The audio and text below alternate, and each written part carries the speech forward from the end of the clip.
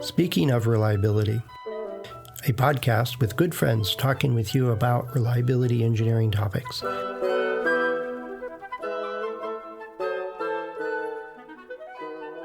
And welcome to Speaking of Reliability. This is Enrico Belmonte. And this is Carl Carlson. Hey, Carl. Thanks for the opportunity for having you here today. This is our first episode of SOR. Generally, I was used to record this podcast with Fred, but today I have this opportunity with you. Thank you very much for that.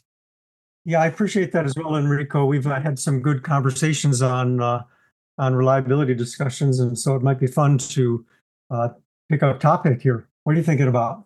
Yeah, I think one important topic that might help also our audience is related to reliability culture. For example, new engineers or reliability engineers, they come in a new company and want to promote and establish reliability culture in the new company. This might help them. What do you think about that? That's great. I'd love to do that. I'll just share a little bit here as I managed a reliability group for many years, and that had its own culture, and I worked at General Motors, which had its own culture. And then the last 20 years after retiring from there, I've worked with, I don't know, maybe 120 companies on reliability, and they all have different cultures. And it's just fascinating. I've seen some absolutely astoundingly good cultures, and I've seen some really bad ones. So it'd be fun to kind of share experiences and keep our focus on what do you do when you run into a negative culture. Yeah, and I really appreciate your immense experience on that. So you have also some experience in with reliability culture. So I worked at Bosch, and then I'm working in Electrolux, promoting the reliability culture and making sure that it takes traction inside the company. Okay, so the first question I would like to ask you, what is a good reliability culture for you? Great way to start off. What I like in working with teams and engineering teams is that people are really open to work together, not as hierarchical as, in other words, not overly hierarchical, more of teammates where people have respect for each other. I like to see that all ideas are considered. In other words, people have an idea that doesn't get shot down. One of the negative sides of culture is when people bringing up an idea and people go, "Oh, we've tried that before. That's not going to work." Negativity. Whereas what I like to see is positivity, at least listening. And so someone brings up an idea and they go, "That's interesting. Let's talk about it and explore it." That's the kind of culture I like to see. I like to see a culture where people are not afraid to talk to management. And that's a two-way street. Management should make it safe to communicate, and people should have courage to speak up. So it's a kind of a two-way street. And so that culture that encourages open communication with management is really important. So those are a few things off the top of my head. How about yourself? Yeah, so I agree with you. So basically, a good culture, what you're describing is a good working culture where people can speak up, when people are not afraid of saying what they think, and there is a culture that accepts failures. This is the kind of positive culture in a company where people are focused on problem solving, instead of, as you said, hierarchical structure is a positive environment. However, in terms of reliability, that might be a little bit more specific, because I think it's positive when people are curious and people try to propose new concept, new way. But in some cases, reliability offers already a lot of tools, a lot of approaches that are well established, and they require a certain discipline. I'm FMEA is one, but also DRBFM, design review based on failure mode, is a way, is approach of structuring design reviews. And if you stick to this kind of processes, you may get some advantages. So I will say, yeah, I think it's important that people are positive, people are listening to you, and you can listen to the people and all what we said. But I think it's a good reliability environment is where also this the reliability roots are in the company, so people know what are the damage mechanisms, people know how to do a proper FMEA, people know what is the importance of reliability, on design for reliability instead of just testing. As so I think it's a combination on good attitude of people and strong methods, strong competence. This is, I would say, this is a good background for reliability. It's a good balance. Yeah, it's a good balance. On the one hand, you can go too far on openness and brainstorming and ideas where you don't get things done. In other words, you can't just keep generating ideas without some type of structure and goals and time discipline and things like that. So that'd be the one end. And the other end of it is nothing is possible. Things don't get done here, that kind of stuff. Yeah. And so I think the right answer is somewhere in the middle, where you listen to ideas. I love brainstorming, but there's a time when you have to stop brainstorming and you have to evaluate, and you have to get to a solution and a course of action. And so knowing how to balance those things between openness and ideas versus targeting and who's going to do what by when, that kind of thing, that balance is very, very important. The other thing I'll mention to you is I really encourage people to speak up when they have concerns. So now we're getting a little bit into what do you do? If it doesn't go well, that's the problem with management or the people that are listening to you. But the wrong thing to do is to anticipate or fear that it won't go well and then not speak up. Our job in reliability is to be very honest with project leadership and engineering as to what our opinions are. Because if you think something has a problem, that's not being negative. You have to be able to defend it. You have to be open, accurate, and then you have to communicate.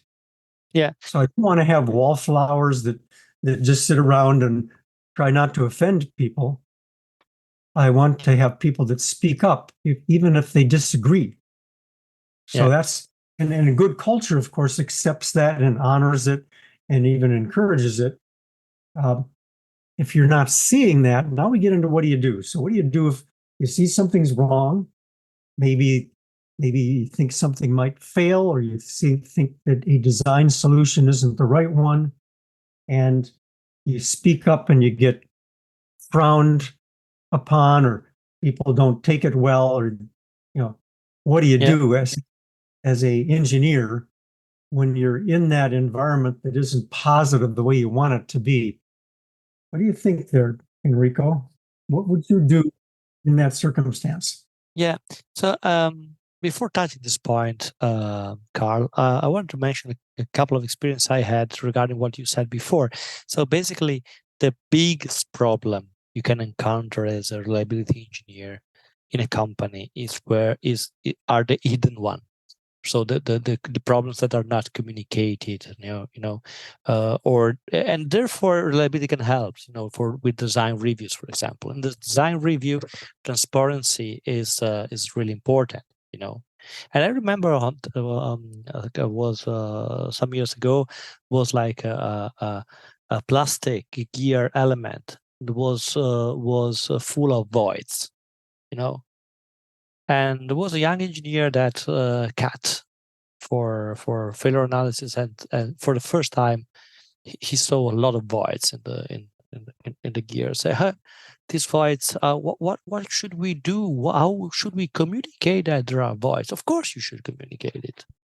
Of course, because from the voids you can they might be some weak points of the gear, And we communicated it honestly, and we review it, and an activity started based on that, But there is a tendency, for some people to say, "Hey, let's keep it secret," and this is not the way how reliability should work, but basically also engineering.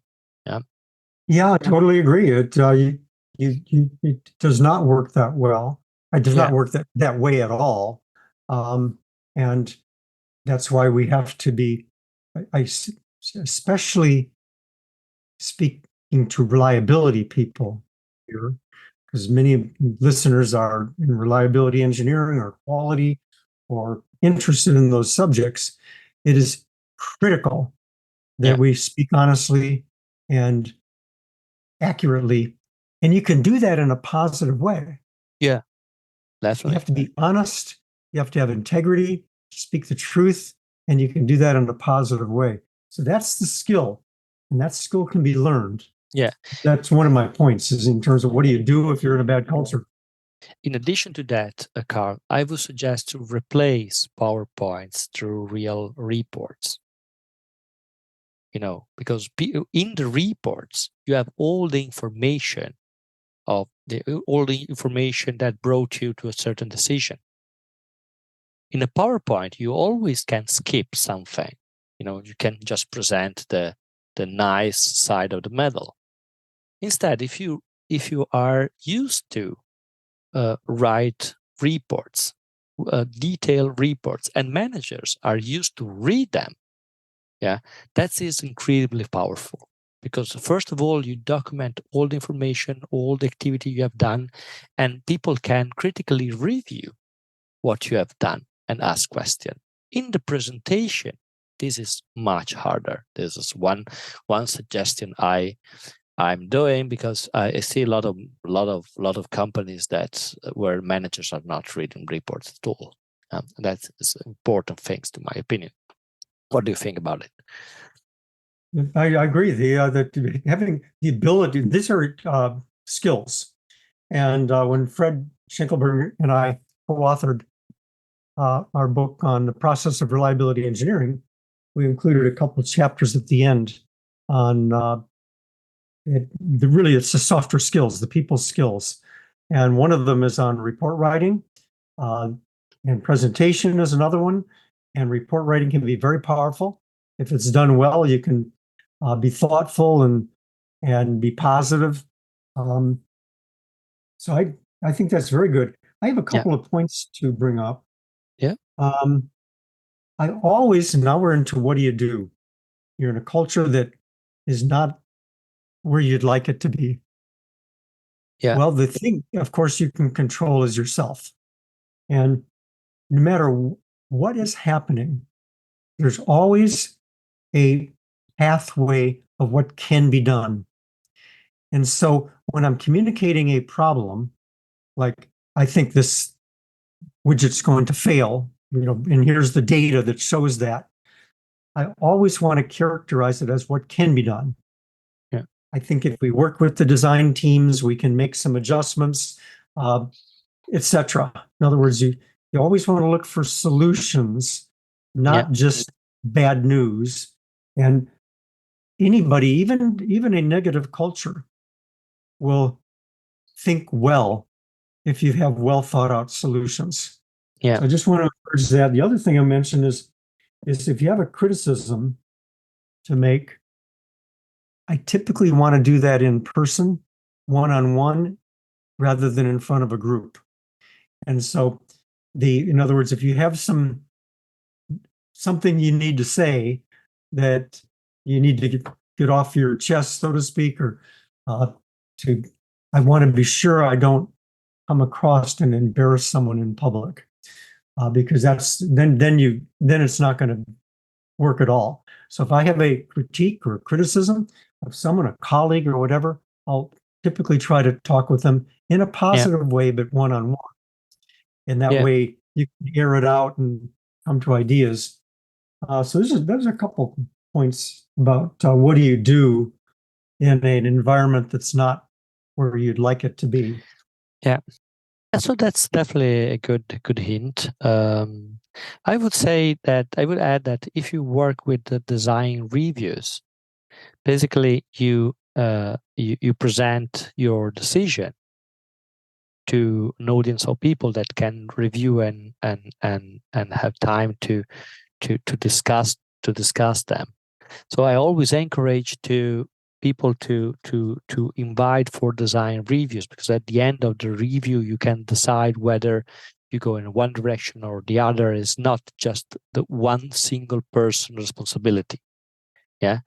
So basically, I prefer when teams fail instead of just one person fail. You share responsibility, not because you don't want to take decision by yourself, but you can be as transparent as you can when if you feel you are supported by the team. You say, okay, we developed this component and we fail. Okay, there are the combination of causes that we forgot to consider that, or we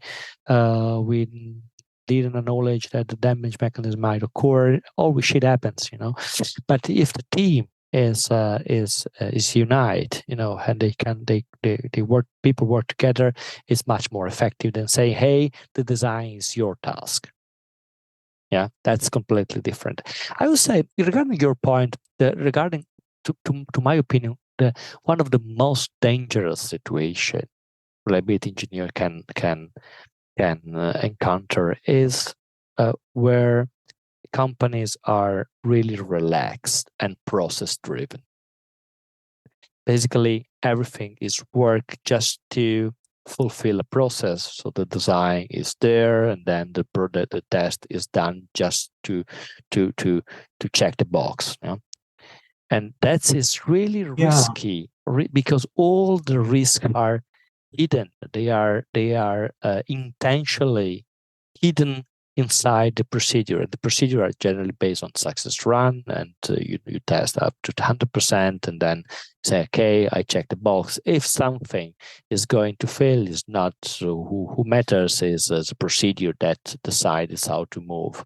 Okay, so this is really, really risky, because you cannot address issues, because you are forced to follow procedure. And this is, I think, is really frustrating for an engineer. Yeah, because you are working in an environment that is not encouraging innovation at all, but is encouraging you to stick to the procedure. In this case, even the problems are not visible. Yeah. Because everything needs to work smoothly. That's, for me, is really a really frustrating situation. So let's talk about what we do now on things like that.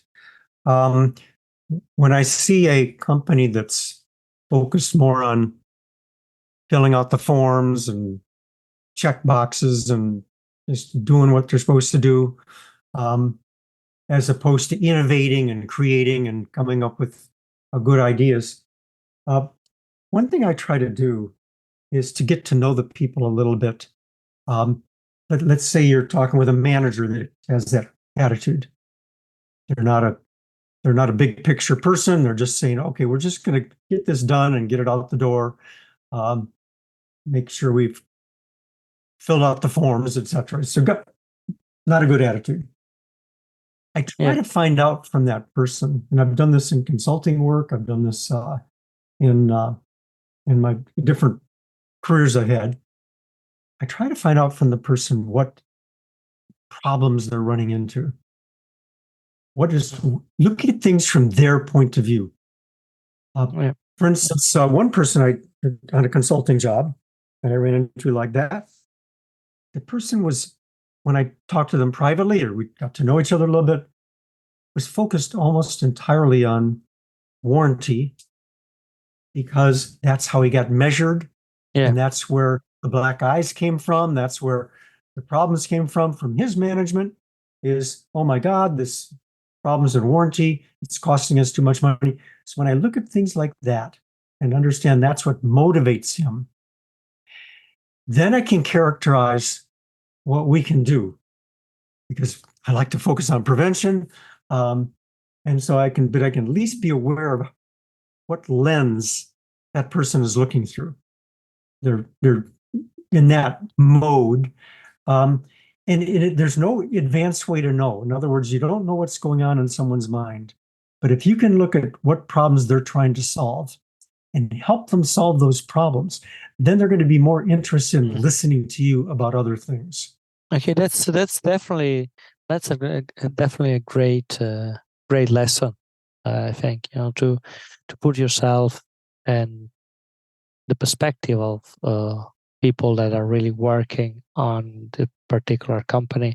It might be, I'm not saying is easy, no, because it might be that people are working for the same company for a long time, and then they are they just want to avoid troubles, these kind of things. Yeah.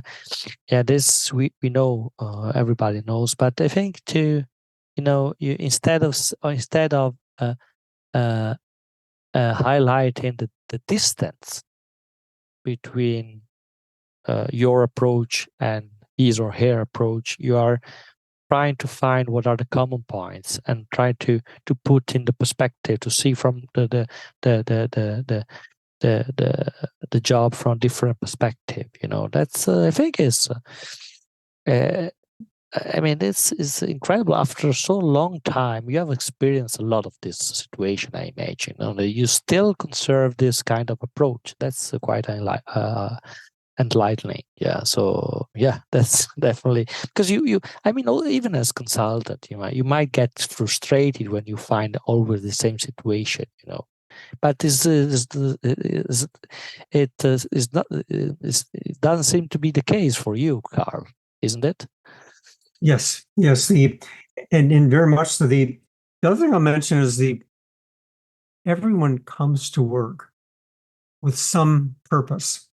Some of them, like you say, they've been doing this a long time and maybe they just can't wait to retire, whatever, but there's something that motivates them. And if you can find what that is, like one of the common things that brings people to work is having products succeed, having happy customers. And so if you can keep reminding people on how what you think needs to be done, like reliability, impacts what they are trying to do, and see that clearly and traceable, that's going to help a lot. And so if management's concerned about budget, well, then you need to be aware of that. And yeah.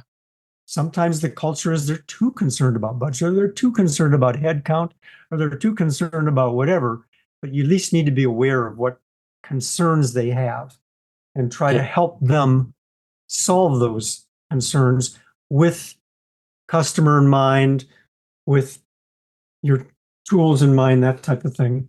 And if you can get people in some way inspired that the reliability methods can help them achieve what they're trying to achieve, and then that's a good thing. I think culture can be changed, but it's not easy. Yeah. And it takes quite a bit of work. One other point I'll mention where I've been successful in helping to change a culture is to find get successes. Yeah. And it sounds a little trite, but what I mean by that is don't get some projects where you can actually show that the methods you're working on work and get successes with it, because then it builds on it. Then you communicate the successes and it builds, you get some momentum, that type of thing.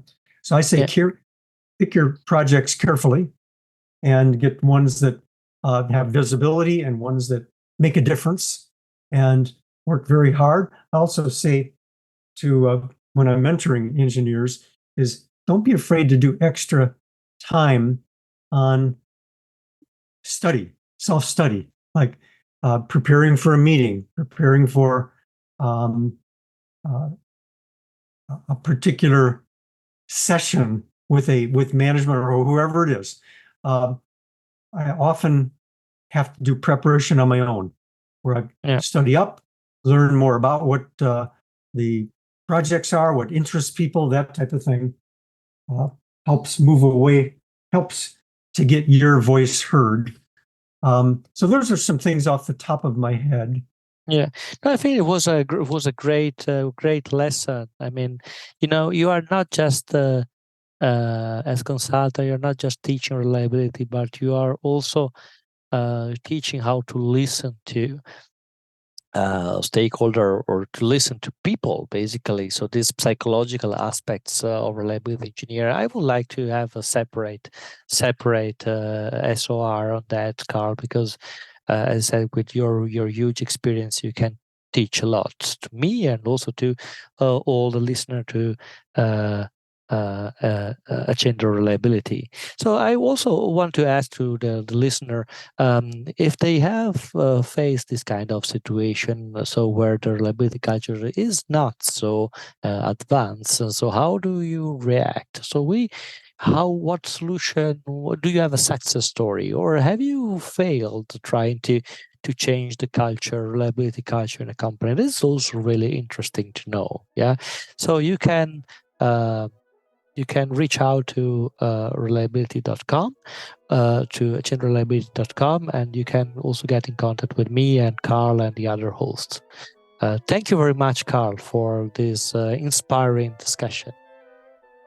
Yeah, I really appreciate the discussion. It's such a hot topic. So very good. And thank you as well. Yeah. See you around. Bye. See you around. Bye-bye. Thanks for listening to Speaking of Reliability. We invite you to join the conversation. If you have a question or a topic that you think we should discuss in a future show, please let us know. You can find a comment box below the episode show notes, or just leave a note as part of a review on iTunes.